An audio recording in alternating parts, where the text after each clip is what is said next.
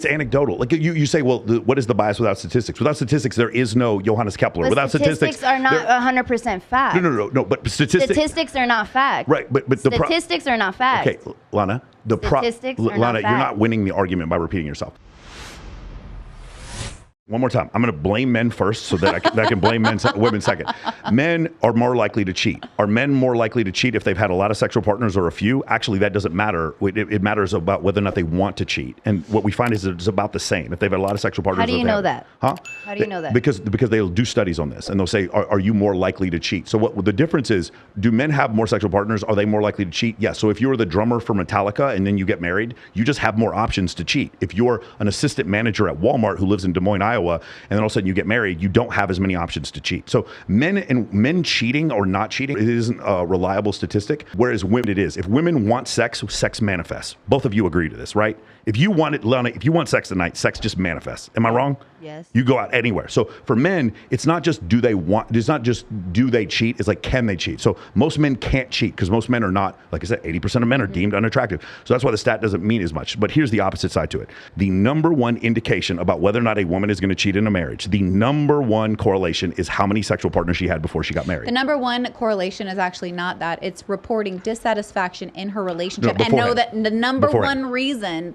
one reason why women cheat is because they're not happy in the home and because they're doing a double workload. For sure. We're talking about two different things. That's why. We're talking about two different things. I think you're talking about filing for divorce. That's a different thing. When I'm talking about women I'm talking about cheating. Yes. I'm not talking about filing for divorce. I am literally saying, I pulled up that stat. I don't actually have it on me, but Google it. Okay. So what you're saying is a reason in the marriage, and what I'm saying is a correlation to the marriage. The number one correlation about whether or not a woman is going to cheat in a relationship is how many sexual partners she had before the marriage. No. Are we just playing word games at this point? What does that mean? Okay. Dr. David Buss, in his book, the 6th edition of the Evolution of Desire, he goes over what are the correlations on why people cheat in a marriage, and the number one correlation is how many sexual partners they had before they got married. So what's the difference between using the word correlation versus me saying reason? So a reason, what you're saying, because the reason you're saying I said the number one reason. Right, because that's actually self-reporting. A woman is saying that the reason why she's divorcing a man, when people report why they get a divorce, they're always going to say, I'm right and they're wrong. Always.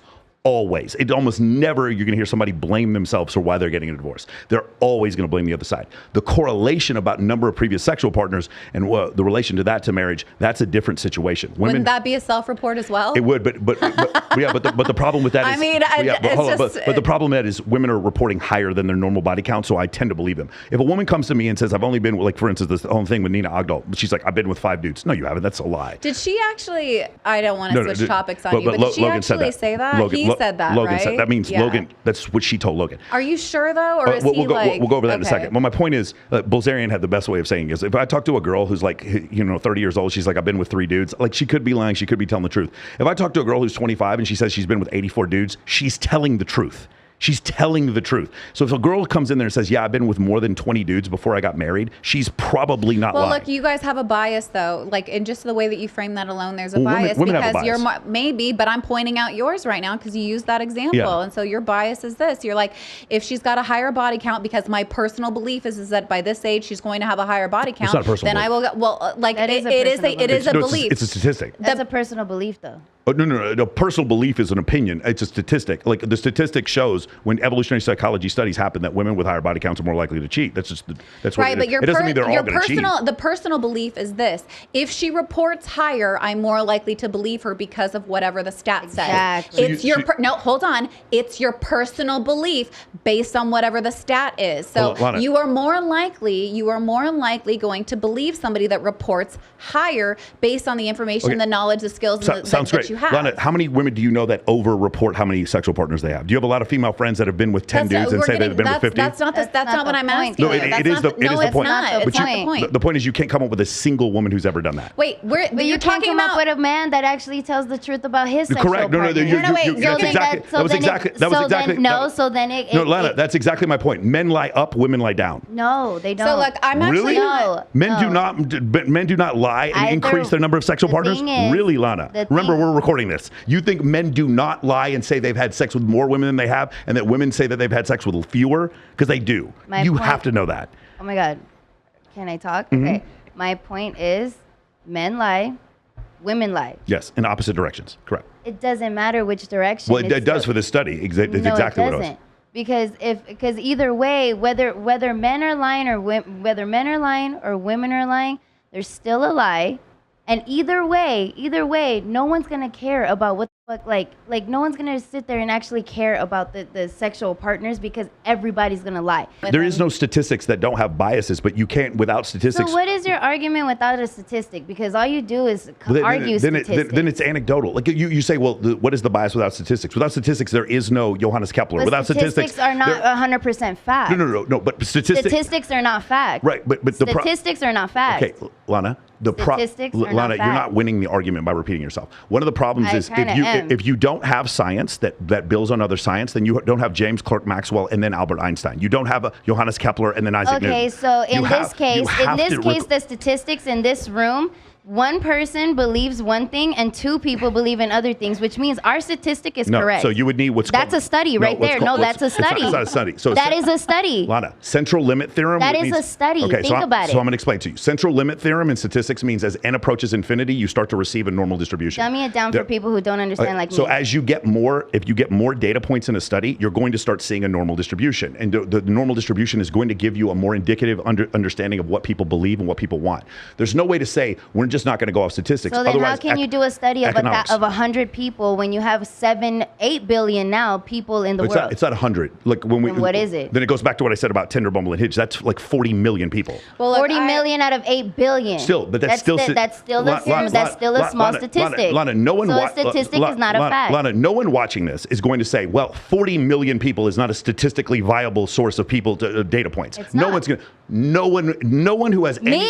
No one who has. I just did. Lana, no one who has any education in data science is going to agree with you. No one. So what I'm going to do is here's what I appreciate you weighing in, Lana, and your feedback on that. So thank you. I do think it is important to know the history, both partners, to know the history of the other partner, because it can be indicative of what happens in the future. You may not say it's the case with, say, body count, but you would say the next girl who ends up with your ex who was a narcissist, that's a piece of information she should probably know, right?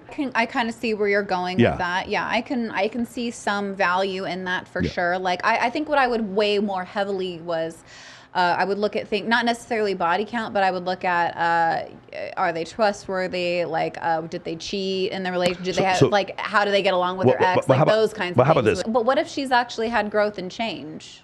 If she had growth and change, it's been the last couple months because she was fucking around with these dudes like right before she got with him. So maybe there is growth and change. My point is like he still has the right to know. Okay, no. So my next question was: you have a brother or a male cousin, and all of a sudden he's about to get married, and then upon the marriage, you find out that the woman that he's going to marry has severely lied to him and underrepresented herself with the number of sexual partners she has. That wouldn't set off any alarm bells to you at all? If we're just talking about how many dudes she's been with, no, it really wouldn't. And I'll tell you why. Like, to me, that doesn't, I don't really think that's. No, she told him 5, it turns out to be 100, and she lied about it. You don't think that's a problem? I think I could see where that would be a little like, I would want to know more about it, and I would want to know what I would measure it based on my interaction going forward. What is she so lacking that she needed that much attention? Not necessarily. This is where you guys get it wrong. It's not necessarily her needing attention. Like there's other things at play. I mean, validate. Like and look, I actually agree with a lot of red pill stuff when it comes to this because a lot like. Validation is a big thing, and you've got these pick me people and all that, right? So I'm with you when it comes to stuff like that, but you're making an assumption that that's why that's happening. Sometimes let's say it's healthy. Let's say her necessity to have multiple sexual partners totally comes from a healthy place. She just really enjoys sex. She's a fitness model and she has high testosterone and she loves sex. I think in general that's still more likely that she's still more likely to cheat on me. She's still more likely to leave me. That's actually not the number one reason why, and we kind of went over that earlier. That is not the number one reason why. It's like if you're a good partner, a good husband, she's probably going to be more faithful to you. And could it influence fidelity? Yes, it could influence. Don't want to knock that, Kay, but it's not the number one thing. No, what you're talking about are reasons in the marriage. And what I'm saying is a correlation to the marriage. They sound like the same thing to No, me. a reason in the marriage is happening in present tense. A correlation to the marriage happened in the past tense. Okay, That's, all right. that's why I'm saying it's different. It is different. And Okay. the problem is what you're saying, again, is like, you're saying it's the number one reason, but again, It is the number one reason. It's the number one reason they're reporting. And my point is, and we go back to the original thing before, I refuse to believe that women are sleeping with 20 dudes and reporting 30. I refuse to believe that, and no one is going to disagree with me on that. I don't think Lana or I would disagree with you on so that. but the point is when a woman says she's Yeah. been with more than 20 and 17% of the time she's saying in the marriage. now we're like, we didn't disagree with you on that. What I was highlighting was your belief and how that influenced what you would believe about a woman. Your bias was that if she reports a high number, more believable because of a bias that you have. Sure. I don't know if it's a bias though. It is a bias. Yeah, it is a bias because you said if she's this old and she's reporting higher numbers, I'm more likely to believe her. They can both be 25. If I have a girl who's 25, she says she's been with 5 dudes, she might be telling the truth, she might not be telling the truth. But if a girl tells me, if she's 25 years old, she's like, I've been with 65 dudes, I have a hard time not believing her. I have a hard time believing her. I have a hard time believing that she says she's been with 65 and she's actually been with 85. Yeah, no, I think we both agree with you on that. That wasn't our point. Right, the point was the bias and the belief system that I was highlighting. Yeah, well, there are studies that show that men overrepresent how many sexual partners they have and women underrepresent. So that wouldn't be a bias. There'd actually be statistical significance to that.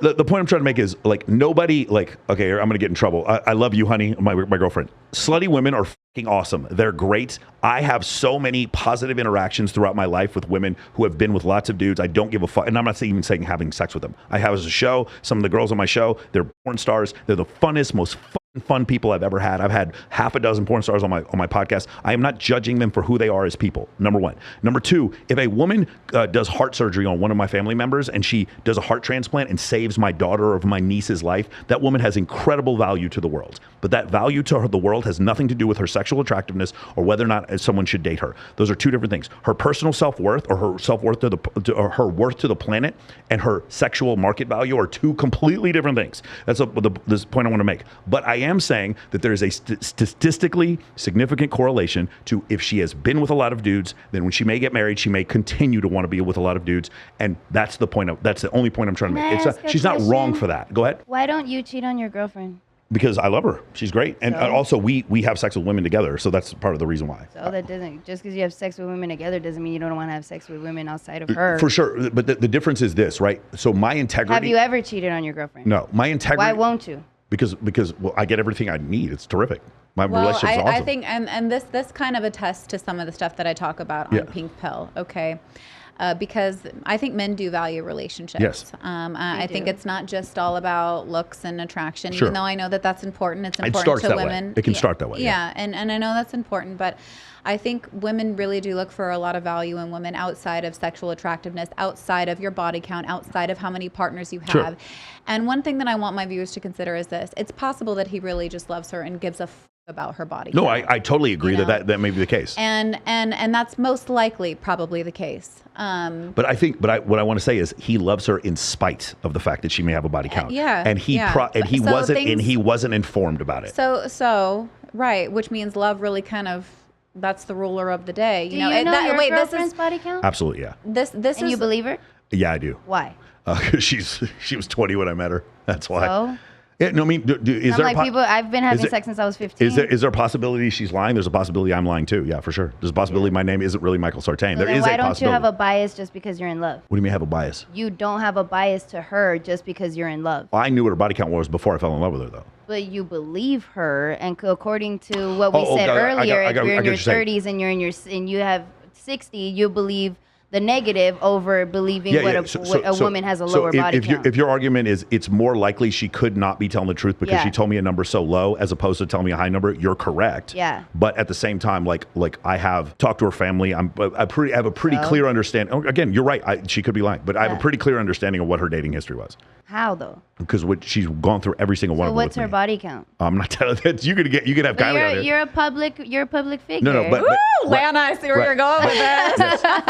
But you're a public figure. I think we're allowed to know what Kylie's body count is. But number one, she isn't, and number two, I didn't tell you what the number is for you to contradict it. That's the difference. But that's why we're talking about it. Yes. And if you want to go on there and pull up evidence of her having sex with more people. fuck about your girlfriend like that. But the problem is, it was just an example. But my point is, the evidence doesn't exist because maybe because she did or she doesn't. But the thing with Nina Agdal is the evidence did exist and she acted like it didn't. That's the difference. That's where I don't really care. The body count actually isn't the issue. Someone is going to marry Nina Agdal. To me, she's extremely she's extremely mid to me. But like to other people, they really like that gaunt, sort of like masculine looking, like female model look, whatever she has. Right. Some people. Someone's going to marry her, even if it isn't Logan Paul. I don't think they're going to marry. If I was going to make a bet, but someone's going to end up marrying her, and when they do, if they're comfortable with what she had going on, that's totally fine. And if they're happy, that's totally fine. And maybe that's the equilibrium she needs. She needs someone who is totally accepting of the fact that she's been with multiple people. But in order for her to get that, she needs to be honest about it. So wait, is it a possibility for people to love a girl with a high body count? Of course, absolutely. I know. Then what the fuck is the point of your podcast? The point is because it's statistically unlikely, even though it's possible. Here's what I want to do, guys, because we are at time and I want to be respectful of everybody's time here. Okay, what I want to say is this: I think if we were to do like a stat of that, statistically, it's going to say that men prefer women with a lower body count, right? That's what would be reported. Sure. However, to my point earlier, that's not necessarily how things play out. And things like totally love, relationships, those things change the game. So ladies with high body counts, you can find love. It's out there for you. And when Michael said it. And Michael said it. No. Now here's my point. You're gonna find love because most dudes don't f anyone. That's my point. It doesn't make a or care. You could be or care about your body. My point is, you could be overweight and have a high body count, terrible credit, and be a terrible person, and dudes will marry you. That's my point. That is my point. Yes. Well, look, guys, like today we definitely had some heated discussions That's what today. I figured, but I can't wait till my girlfriend to see this and be like, I agree with Jamie and Lana. Fuck you, Michael. But Michael, no. Until next time, if your girl is from the streets, she can still find love. Damn. All right, Just guys. not from you.